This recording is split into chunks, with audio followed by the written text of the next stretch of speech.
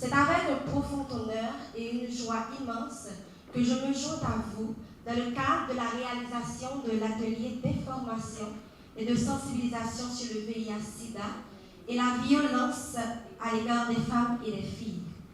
C'est pour moi un honneur et un plaisir de prendre la parole à ces assises destinées à mettre l'emphase sur les modes de transmission du VIH-Sida, à savoir le VIH-Sida, symptômes et prévention, la prévalence du VIH-Sida en Haïti, le lien entre les violences sexuelles contre les femmes et les filles.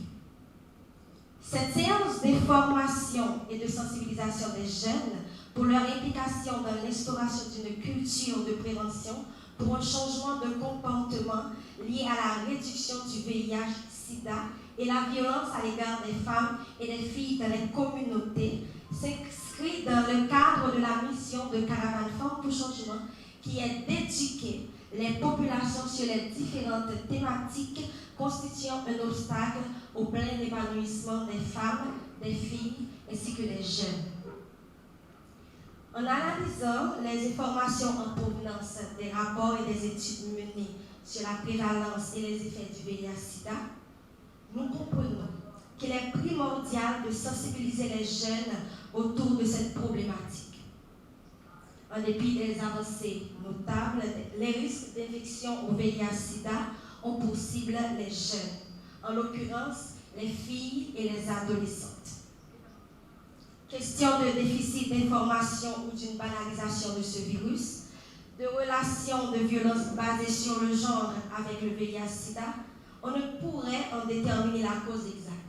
Mais l'essentiel pour Caravane Femmes pour Changement est la prévention par la sensibilisation et l'éducation pour contribuer à la réduction de ces deux fléaux qui ravagent notre communauté.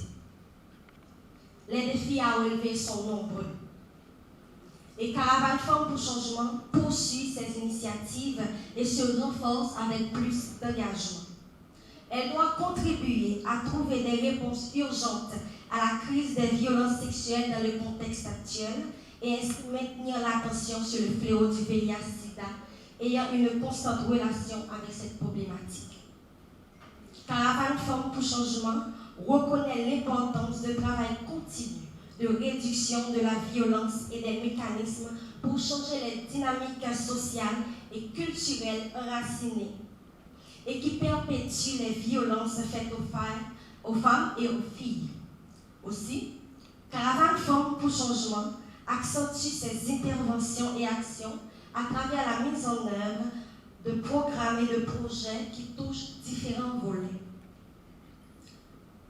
Ces volets consistent en la prévention, le plaidoyer, la sensibilisation et la formation pour un changement de comportement au niveau des communautés.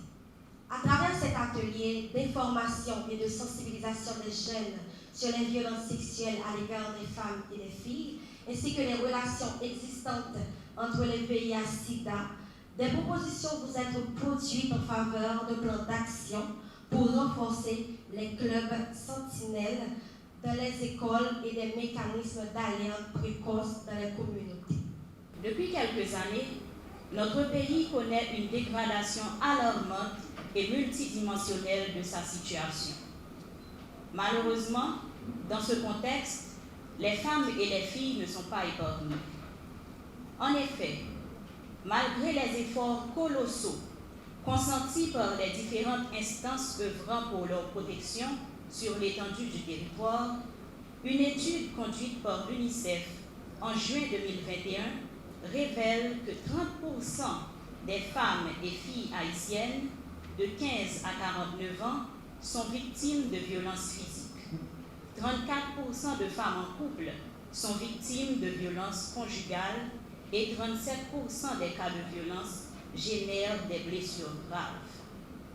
De plus, selon l'EMUS 6 de 2018,